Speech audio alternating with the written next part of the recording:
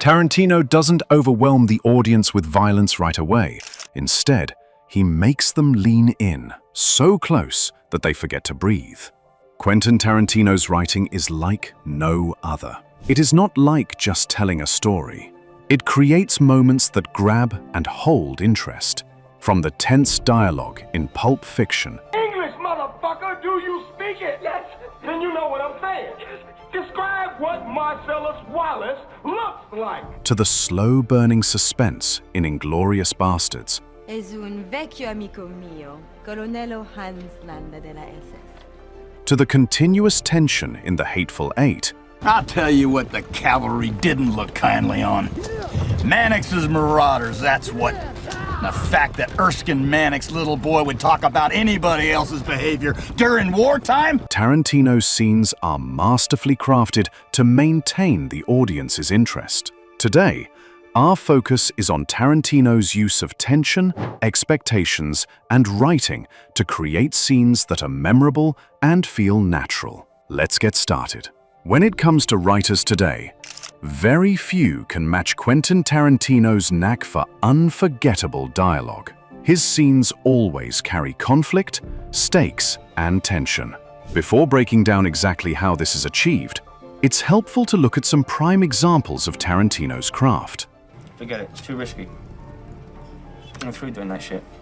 You always say that, the same thing every time. I'm through, never again, too dangerous. Pulp Fiction's opening sequence immediately captures the viewer's attention. We see Honey Bunny and Pumpkin sitting in a diner, casually discussing their plans. There hasn't been any violence, but the scene already grabs the audience's attention with a single phrase of 5 words that suggests danger and raises the stakes. Since the audience is left wondering what will happen next, the tension is created from the very first word. I mean, the way it is now, taking the same risk as when you rob a bank. What plans do they have? What makes it so risky? What might go wrong? The camera lingers on their faces, their slight smirk, gestures, and the casual way they speak, but there's a weight behind every word. Most writers start big and loud to terrify the audience, but Tarantino proves them wrong. Next, in The Hateful Eight, the story of Major Marquis is introduced. Inform the nigger in the cavalry officer's uniform that I had a division of Confederates under my command in Baton Rouge. The characters were sitting in a cabin during a snowstorm in this scene. As soon as Major Marquis shows up, we discover that he is a dangerous man who broke out of prison and now has a bounty on his head. The other characters look at him suspiciously, but he keeps an authoritative stance. The scene immediately becomes suspenseful when one of them tells the other people in the cabin about the bright idea that Major had, one that nobody has ever thought of before. I'll tell you what the cavalry didn't look kindly on. Mannix's marauders, that's what. The fact that Erskine Mannix's little boy would talk about anybody else's behavior during wartime? This phrase draws the audience in and grabs their interest in the story by creating a short pause. The strategy is simple but effective. Make a promise, then hint at danger, and reveal details gradually. Not revealing the entire story to the audience at once keeps the suspense and curiosity high. Every line has tension because something is always at risk. You're left asking, how did he escape? Who will survive? What will the bounty hunters do next? Here's where it gets brilliant. Tarantino builds suspense by withholding just enough, forcing the audience to lean forward. With the following scenes, the stakes only keep rising. After a heated argument about the bounty, whether it was alive or dead, Major Marquis was being held at gunpoint. The arrival of the sheriff adds another layer of suspense, and the argument about the Civil War escalates dangerously until a gun is pressed to someone's head. Tarantino doesn't stop there. The tension in these scenes grows because Tarantino carefully layers conflict that makes even seemingly simple dialogue electrifying. A major factor in creating tension is subtext. In a movie, subtext is basically what's going on underneath the words. Like the characters might be talking about the weather, but what they're really doing is flirting, or arguing, or hiding something. It's the unspoken stuff you can feel, even if no one says it out loud. Other filmmakers might settle for surface-level conflict, but Tarantino flips it, making silence and subtext even louder than violence. Okay, time's up. Stop! All right, I did it. It was me. I poisoned the coffee. In the movie Inglourious Basterds, a German officer interrogates Allied spies posing as Italians. Also Sturmbannführer. Schnauze, du Schlampe. Sie wollten was sagen. At first glance, the conversation seems polite and even entertaining. However, by looking for hidden lies in their act, the officer portrayed that he knows more than he shows. A normal writer might write a scene in a straightforward manner, stating all the details, such as, the officer knew they were spies and said, "I know you're lying." It is clear and leaves no room for the audience to discover the tension. Tarantino handles the same scene with subtext. The officer asks the spies to repeat their Italian names. Per cortesia, me lo ripeti ancora? Gorlami. Mi scusi con me? Gorlami. Claps politely, smiles, and makes small talk. Each gesture is loaded with hidden meaning. On the surface, it seems friendly, but the audience can feel there's something more. The officer applauded the spy for speaking with his accent correctly. To a casual viewer, it seems like encouragement or politeness, but it is steeped with meaning. The applause is a subtle signal. He already knows the truth, and he's teasing and testing them at the same time. This is where Tarantino outsmarts expectations. All of this, the pledge, the conflict, and the hidden meanings in the dialogue, work together when Tarantino stretches that tension over an entire scene. Another perfect example of this slow-building suspense is the opening of Inglourious Basterds, where a French farmer welcomes Colonel Landa into his home. Monsieur Lapetit, are you aware of the nickname the people of France have given me? I have no interest in such things. At first, the visit seems calm and polite. The camera lingers on a strange farmhouse, a friendly host, and a composed guest. But viewers know the hidden danger. Landa is hunting a Jewish family hiding under the floorboards.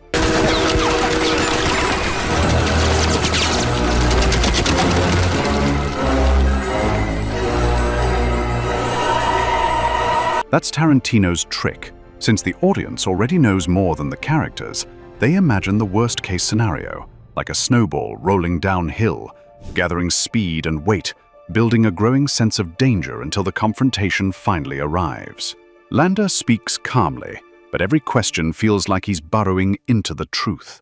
He watches the farmer closely, looking for the smallest mistake or hint. Each word and every tiny movement makes the air heavier. The viewers began to suspect that Landa may already be aware that the family is hiding in the house. How long this tension can continue before something happens is the only question that remains. This is suspense at its purest. Finally, the hidden truth is revealed, and what seemed like a quiet visit turns into an unavoidable, devastating confrontation. This progression, from subtle possibility to growing suspicion to final revelation, is what makes the suspense so powerful. Tarantino lets it unfold naturally, making the audience feel more eager and engaged. Later in the same film, suspense emerges in a completely different way. British spy Lieutenant Archie Hickox is at a German tavern. When he orders 3 glasses of whiskey, he holds up his index, middle, and ring fingers to show 3. 3 Gläser. To a German, this is wrong. The correct way is thumb, index, and middle fingers. The incorrect finger gesture isn't just a minor slip, it's a deliberate choice that reflects Hickox's unfamiliarity with German customs. This tiny mistake instantly tips off Major Hellstrom that Hickox isn't who he claims to be. The tension gradually increases, giving the audience a sense that something disastrous is about to happen. The Hellstrom's eyes alone conveys his suspicion, further hinting that the plot could go in an entirely different direction. Hellstrom keeps looking at Hickox's hand. Who knew that his cover would be exposed by that minor error? Violence breaks out a few seconds later. This demonstrates how Tarantino employs faint details to convey the story. and make such mild actions seem dangerous. Misdirection is another tool he wields masterfully. The Spahn Ranch scene in Once Upon a Time in Hollywood is quiet, but heavily anxiety-inducing. Cliff Booth enters the old, crumbling ranch, surrounded by broken buildings, scattered debris, and crows. The setting already feels strange. Cliff meets a frail, blind old man. Cliff Booth. Who's that? I used to shoot Bounty Law here, George. George Spahn, inside the ranch, who seems gentle, calm, and completely harmless. Yet the Manson family members linger nearby, keeping the audience on the edge of their seats. Tarantino increases this discomfort by adding tiny elements like the droning insects, What the fuck is the matter with you? animal sounds from a distance, wind whistling, and door creaking. Even if there's no violence yet, the scene already indicates that something is about to happen. The final confrontation is far more powerful because of this quiet build-up, showcasing Tarantino's ability to make everything from ordinary to extraordinary. Here's the twist. Tarantino doesn't need action to scare us. Tarantino, compared to many other filmmakers, often puts the most fascinating part of a scene before the violence. This is an excellent example from one of his films, Pulp Fiction. Jules and Vincent meet a group of traitors in a typical apartment. Beneath their light-hearted banter, there's a creeping sense of danger as they discuss foot massages and fast food. Maybe your method of massage differs from mine, but you know, touching his wife's feet and sticking your tongue in the holiest of holies ain't the same fucking ballpark. It ain't the same league. It ain't even the same fucking sport. Look, foot massages don't mean shit. Despite the character's apparent calmness, the audience senses trouble is coming. The tension has been steadily increasing throughout, so when the shooting finally breaks out, it feels real. Tarantino has a talent for converting everyday discussions into action-packed, dangerous scenarios. And that's Tarantino's secret. Violence isn't the climax. It's the reward for surviving the suspense. Watching his films is like following a puzzle, where every word, pause, and glance has a deep meaning. The real thrill comes from how tension unfolds, not just the action itself. That was all for today's video.